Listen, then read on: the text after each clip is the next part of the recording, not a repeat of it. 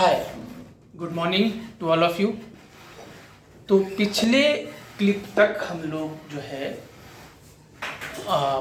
Bayes theorem तक कर चुके थे, उस पर क्वेश्चन भी कर चुके थे। आज हम लोग स्टार्ट करेंगे random variable and it's probability distribution. Random variable and it's probability distribution से क्वेश्चन आपके बोर्ड में आते हैं। जनरली जेईई मेन या एडवांस में क्वेश्चन लगभग ना के बराबर आता है, तो बहुत ज़्यादा टाइम नहीं देंगे इसमें, लेकिन फिर भी आइए स्टार्ट करते हैं। Random variable and it's probability distribution. तो रैंडम एक्सपेरिमेंट किसे कहते हैं? तो इसके लिए आपको एक एक्सपेरिमेंट अगर गिवन है, लेट्स सपोज एक एक्सपेरिमेंट गिवन है कि आपने कॉइन को टॉस किया और 3 टाइम्स, तो बोलो सैंपल स्पेस क्या होगा? H H H H H T H T H T H H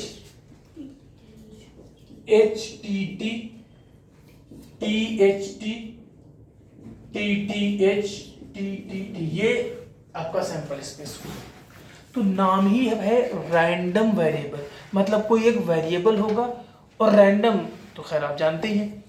तो अब इस सैंपल स्पेस के रिस्पेक्ट में एक ऐसा स्टेटमेंट चुनना जो सैंपल स्पेस को हर स्टेटमेंट को एसोसिएट करे, हर स्टेटमेंट से कनेक्ट हो। और तो जैसे आपने कहा random variable number of heads, number of heads, इस सैंपल स्पेस में नंबर ऑफ हेड्स, तो पहले से कनेक्ट हो गया। यस, नंबर ऑफ हेड्स कितना पहले में? 3। इस 2, इस 2 2 1 1 1। Every element is connected by this number of heads. आपने कहा कि सर नंबर ऑफ टेल्स 0 1 1 1 2 2 2। आपने कहा number of heads minus tails, मतलब एक ही एक्सपेरिमेंट में के सैंपल स्पेस में आप देखिए कितने वेरिएबल लेते जा रहे हैं। Number of heads minus tell कितने? 3 1 1 1। बोलो -1 -1 -1। तो इसे हम कहते हैं रैंडम वेरिएबल। रैंडम वेरिएबल को जनरली हम लोग कैपिटल लेटर से डिनोट करते हैं। तो जैसे इसको हमने कैपिटल X कह दिया, इसको कैपिटल Y कह दिया, इसको capital Z, capital ABC, generally capital letter से डिनोट करते हैं। और किसी भी एक एक्सपेरिमेंट में आपके एक से ज्यादा रैंडम वेरिएबल। तो रैंडम वेरिएबल के क्या मतलब? ऐसा वेरिएबल चूज करो जो सैंपल स्पेस के हर एलिमेंट से कनेक्ट हो। तो अगर डेफिनेशन लिखना चाहो तो लिखो, फटाफट लिखो जल्दी से। A random variable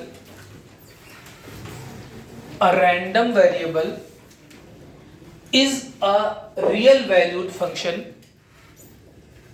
A random variable is a real valued function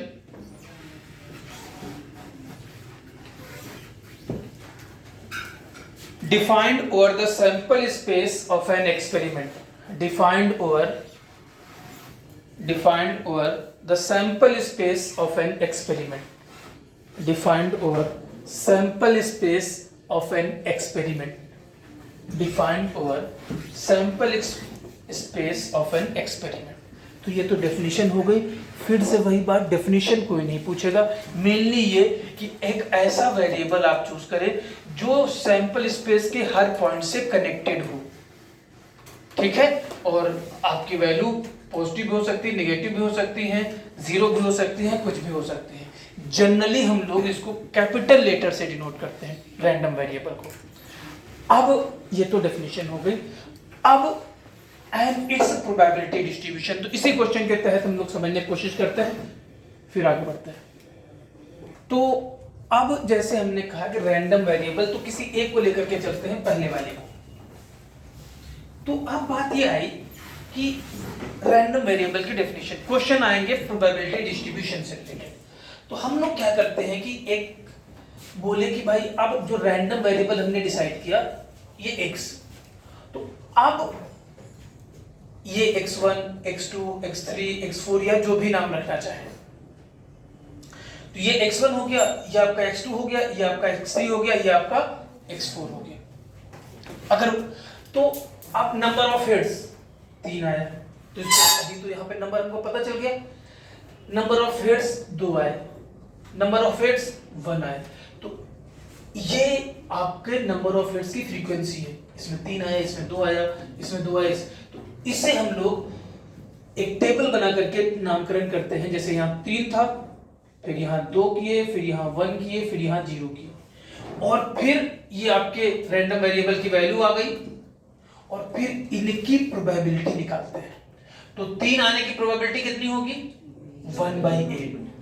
2 आने की प्रोबेबिलिटी कितनी होगी? 1/8, 3/8, 3/8, 1/8।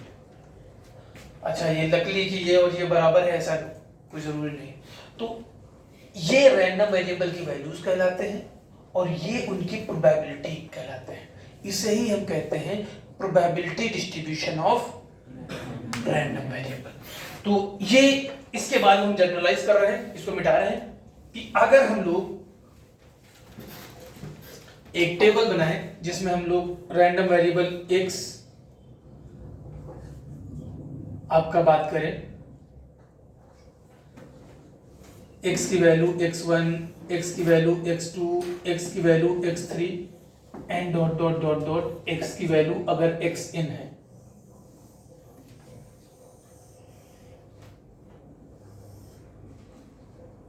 और इसकी probability at x equal to xi। x1 की वैल्यू माना की प्रोबेबिलिटी p1 है, कोई ना कुछ प्रोबेबिलिटी आएगी, जैसे कि 3/8 आई थी।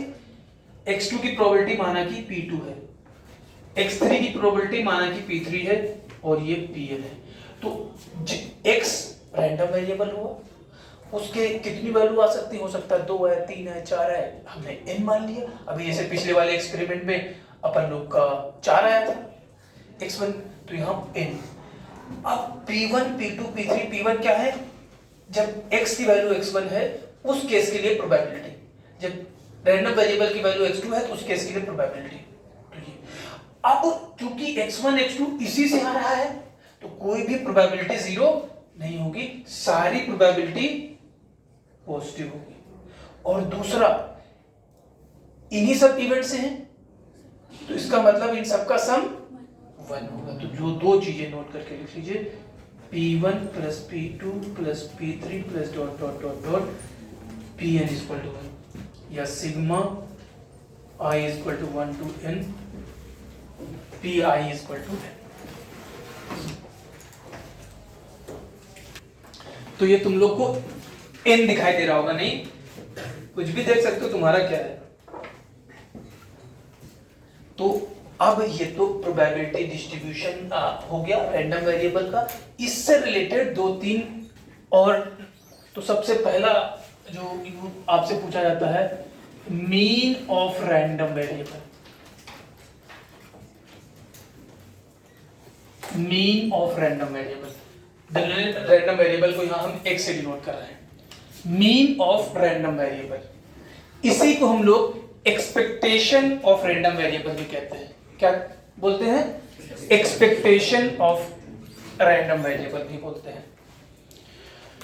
तो जनरली ये किस letter, E of expectation of random variable या mean of random variable generally mu से डिनोट करता है।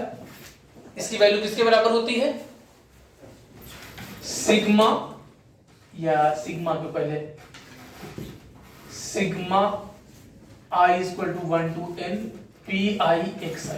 pi मीन्स, या चलो पहले इसके बाद सिग्मा लगाते हैं, p1 x1 plus p2 x2 plus p3 x3 plus dot dot dot dot Pn into xn को हम लोग मीन कहते हैं, या इसी को शॉर्ट फॉर्म में लिखते हैं I equal to 1 to n PI xi. This is expectation और mean of random variable, expectation और mean of random variable.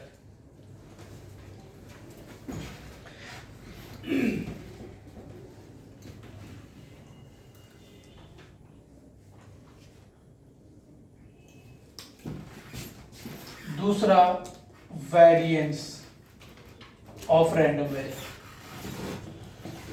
Variance of random variable, variance of random variable को जनरली हम लोग v ऑफ x से denote करते हैं, और इसका प्रूफ भी होता है, लेकिन हमें प्रूफ नहीं देखना है, और सीधे सीधे इसका फार्मूला होता है sigma I equal to 1 to n PI whole square, PI whole square minus mu square,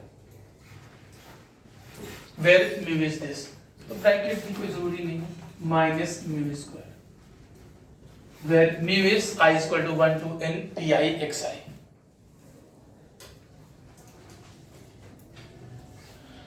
और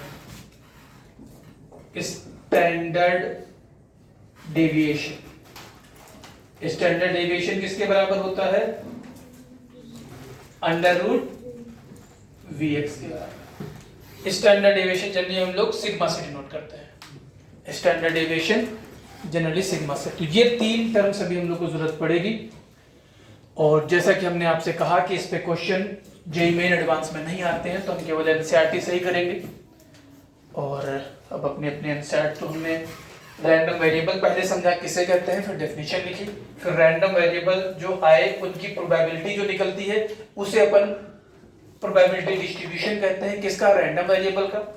इनका सम 1 होता है, ये सभी पॉजिटिव होते हैं, और ऑब्वियस है ग्रेटर देन इक्वल टू 1 तो नहीं होगा, प्रोबेबिलिटी है तो उसकी अपनी प्रॉपर्टी तो फॉलो करेगा ही। और मीन या expectation, variance and standard deviation. अब इस पे कुछ क्वेश्चन करते हैं, तो अपना अपना एनसीईआरटी निकालिए,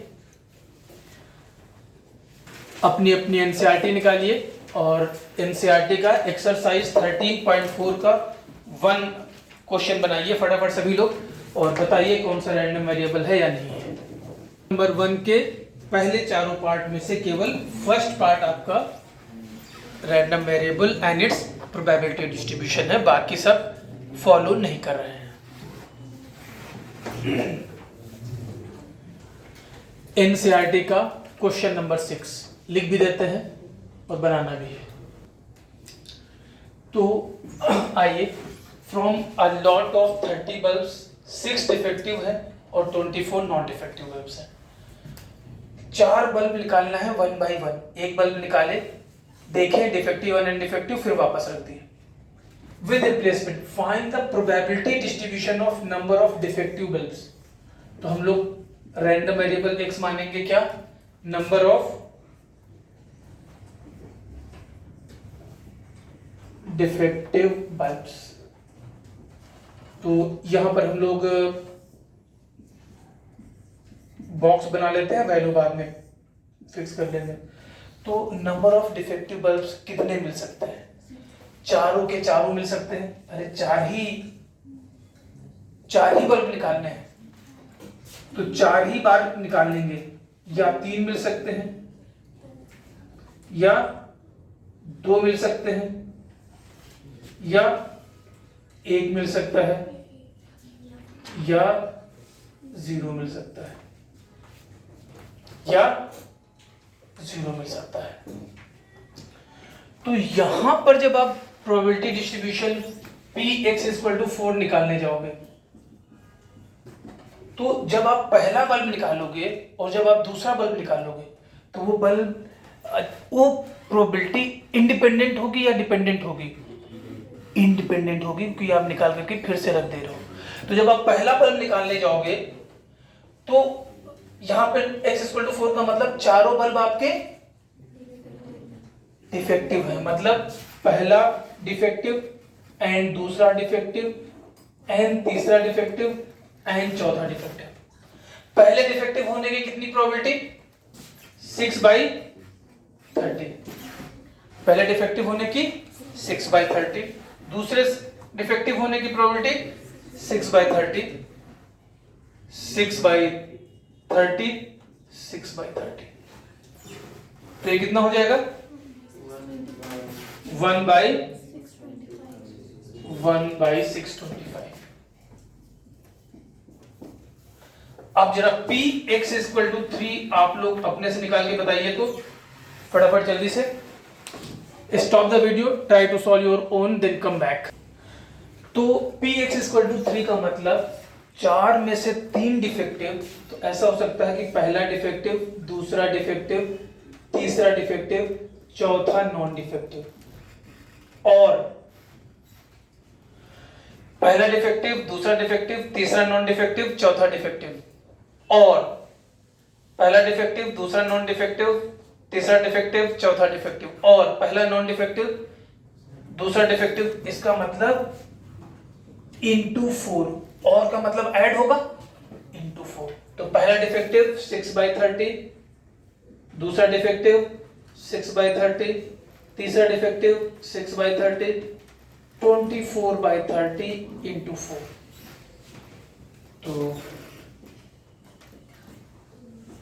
तो आपका 16/625, 16/625।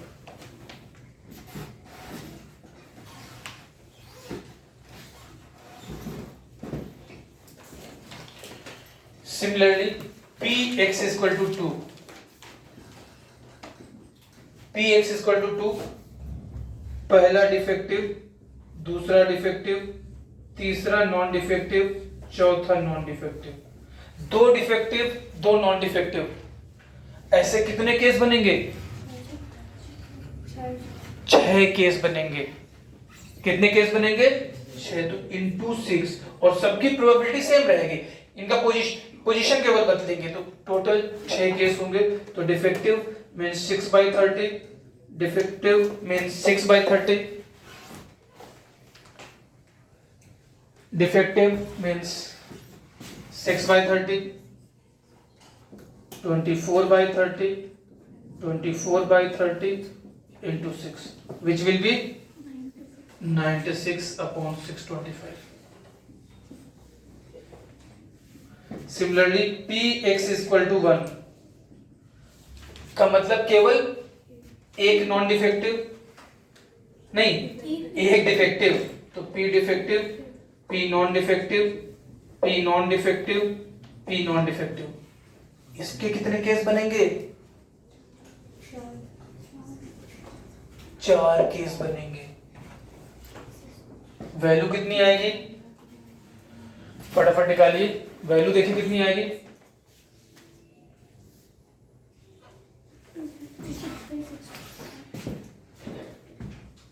6/30 into 24/30 into 24/30 into 24/30 into 4, 256/625। Px equal to 0 का मतलब सारे के सारे नॉन डिफेक्टिव, तो सारे के सारे नॉन डिफेक्टिव का मतलब 24 into 24 into 24 into 24/30। ये कितना आया था? तो ये भी 256/625।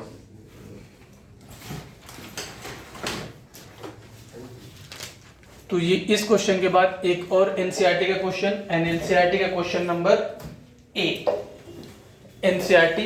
तो इसमें कोई दिक्कत हो तो नहीं है?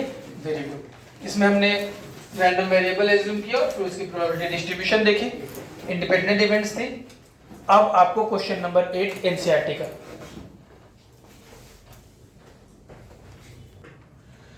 तो ये आपके एनसीईआरटी क्वेश्चन नंबर 8 है। उम्मीद है आपसे बन गया होगा। A random variable x has this probability distribution, k की value px less than 3, px greater than 6, p x greater than 0 less than 3। तो सिंपली सबसे पहले सम ऑफ प्रोबेबिलिटी डिस्ट्रीब्यूशन कितना होता है 1, तो k plus 2k 2k square plus 7k square plus that is 10k square plus k 3k 4 6 8 9k is equal to, तो 10k square plus 9k minus 1, तो क्या हो जाएगा factorisation 10k minus 1 into k plus 1, तो k की value 1/10 और k की value -1। -1 acceptable नहीं होगी क्योंकि -1 पुट करने पर ये निगेटिव हो जाएगा, तो k इक्वल टू 1/10। अब सबसे पहले क्या पूछ रहा है px less than 3। What is the meaning of px less than 3 का मतलब p at x equal to 0 plus px equal to 1 plus p x equal to p of x less than 3 का मतलब इनका सम। अगर इक्वल टू 3 होता तो plus p x equal to 3 भी करते, तो x इक्वल टू 0 की तो वैल्यू 0 है, प्लस k का मतलब 1/10 प्लस 2k का मतलब 2/10 that is 3/10। px greater than 6 का मतलब px equal to 7 that is 7k square that is 7/100 plus 1/10 that is 17/100। Similarly px 0 to 3 0 less than x less than 3 is equal to px is equal to 1 plus px is equal to 2. Again it is 3/10. ये question number आपका 8 था। Next question की तरफ बढ़ते हैं और NCERT का next question आपको सॉल्व करना है, question number 14। Question number 14 of 13.4।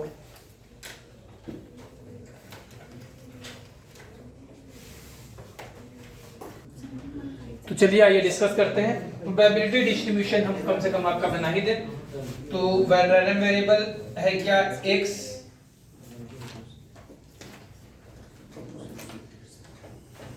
और उसकी प्रोबेबिलिटी डिस्ट्रीब्यूशन px। तो रैंडम वेरिएबल x की वैल्यू कहां से स्टार्ट कर रही है 14, एक तो नंबर 14 हो गया। 14 के बाद बोलिए 14 के बाद 15, 15 के बाद 16 के बाद 17, 18, 19, 19 के बाद 20 एंड लास्ट।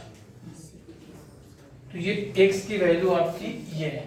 अब प्रोबेबिलिटी डिस्ट्रीब्यूशन टोटल कितने लोग हैं 15, तो अपॉन तो 15 चला गया। 14 एज के कितने लोग हैं 1 2 2/15। 15 के कितने लोग हैं 1/15। 16 2/15। 17 3/15। 18 कितने 1/15। 19 2/15।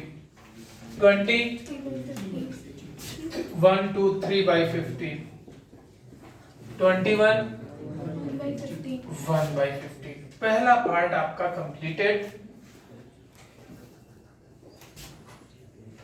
What is the probability distribution of random variable, ये आपका प्रोबेबिलिटी। इतना ही लिखना है, स्कूल का ही क्वेश्चन है बस। हाँ आपको यहाँ, और उसने खुद ही कह दिया है कि x क्या है, x है सिलेक्टेड स्टूडेंट का जो है one student selected in such a manner that each has the same chance of being chosen and age x of the selected students is recorded. मतलब जो एज है वो आपका रैंडम वेरिएबल, तो ये आपका आ गया। अब सबसे पहले आपका मीन निकालना है that is mu. 14 pi into xi, pi into तो 28 upon 15 plus 15 upon 15 plus 32 upon 15 plus 51 upon 15 plus 18 upon 15 plus 38 upon 15 plus 60 upon 15 plus 21 upon 15। LCM आपका 15 हो गया। एक ही बार में जोड़ लेते हैं, क्यों बार बार। कितना 263 बाई 15। इन सबको ऐड करोगे तो आपका 263 अपॉन 15 और सिंप्लीफाई करने पर म्यू की वैल्यू कितनी आ रही 17.5। ये आपका म्यू हो गया। एक्सपेक्टेशन ऑफ वेरिएंस Vx आपका होता है sigma pi into xi square minus mu square. तो pi means 2 into 2 by 15 2 by 15 into 14 square 196 plus 225 upon 15 plus 256 into 2 है ना 256 into 2 by 15 plus 17 square 289 upon 15 18 square 324 upon 15 plus 19 square 361 into 2 by 15 plus 400 into 3 by 15 plus 21 441 upon 15 minus mu square that is 17.53 whole square. अब इसकी calculation अब आप कर लीजिएगा। तो इस तरह क्वेश्चन जनरली आपको बोर्ड में मिल जाता है, तो नोट करिए।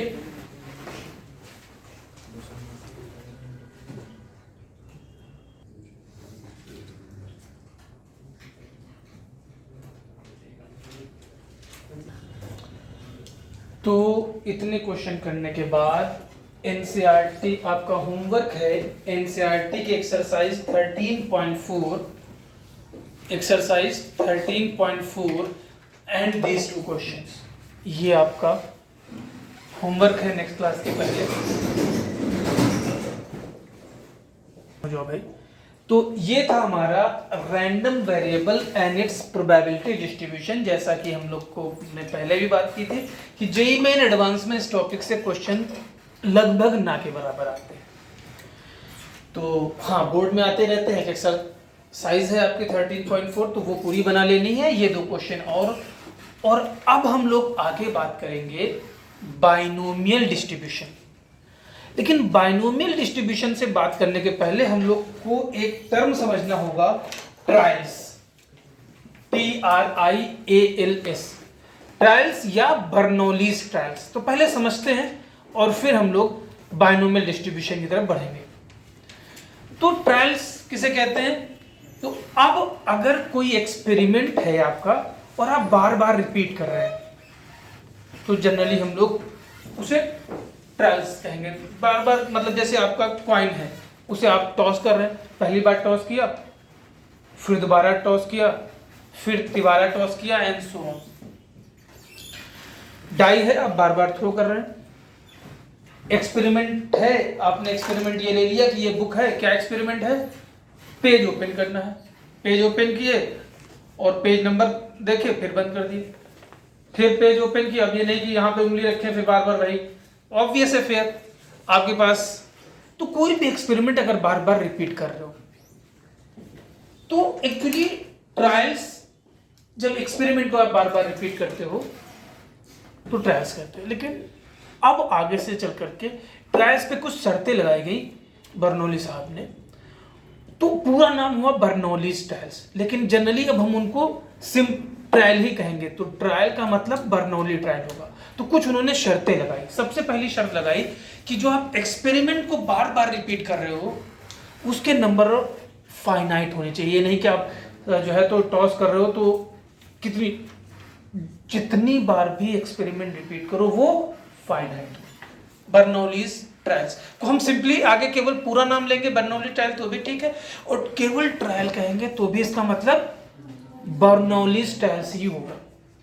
कुछ शर्तें, पहली शर्त क्या हुई कि नंबर ऑफ ट्रायल्स फाइनाइट होना चाहिए। उसके बाद दूसरी शर्त ये होगी कि जो भी आप एक्सपेरिमेंट बार बार रिपीट कर रहे हैं उसको हम दो ही पार्ट में डिवाइड करें। उसका जो भी आउटपुट आए उसको दो पार्ट में डिवाइड करें। उन्होंने कहा एक को आप सक्सेस कह दो, एक को फेल्योर कह दो। जैसे मान लिया कि हम जो है आप हेड और टेल, आप कॉइन को टॉस कर रहे हैं तो फिर या तो हेड आएगा या तो टेल, तो इसमें कहने की बात ही नहीं। अब हम डाई थ्रो कर रहे हैं तो उसमें तो 6 आउटकम आते हैं। तो उनमें कहा गया कि भाई इसको दो ही पार्ट में डिवाइड करो। कि मान लो आपको किस बात की प्रोबेबिलिटी निकालनी है, तो कहा कि हमको प्राइम नंबर आने की प्रोबेबिलिटी निकालनी है। तो बोले कि प्राइम नंबर प्रोबेबिलिटी को आप जो है अलग कर दो और बाकी को दूसरा हिस्सा मान लो। तो जिस बात की प्रोबेबिलिटी निकालनी है जनरली उसे हम सक्सेस कहेंगे, और जिस बात की प्रोबेबिलिटी नहीं निकालनी है उसे जनरली हम लोग फेल्योर कहेंगे। तो एक्सपेरिमेंट जो आप बार बार रिपीट कर रहे हैं, पहली शर्त थी वो फाइनाइट हो। दूसरी शर्त थी कि भाई दो पार्ट में बांटो, और तीसरी शर्त थी कि जो एक्सपेरिमेंट आप रिपीट कर रहे हो उसमें प्रोबेबिलिटी जो सक्सेस की या फेल्योर की वो चेंज ना हो। हैं जी, हाँ, चेंज ना हो। मतलब अब जैसे हमने पहली बार कॉइन को टॉस किया तो हेड आने की प्रोबेबिलिटी 1/2 थी और टेल आने की प्रोबेबिलिटी 1/2 थी। ओके, फिर हमने दोबारा टॉस किया तो क्या प्रोबेबिलिटी हेड आने की या टेल आने की बदल जाएगी? नहीं बदलेगी। दोबारा में क्या बदल जाएगी? नहीं बदलेगी। सिमिलरली अगर फेयर डाई थी, हमने पहली बार थ्रो किया तो जो प्राइम नंबर आने की प्रोबेबिलिटी थी और जो नहीं आने की प्रोबेबिलिटी थी दोनों नहीं बदलेंगे, तो वो भी शर्त फॉलो कर रहा है।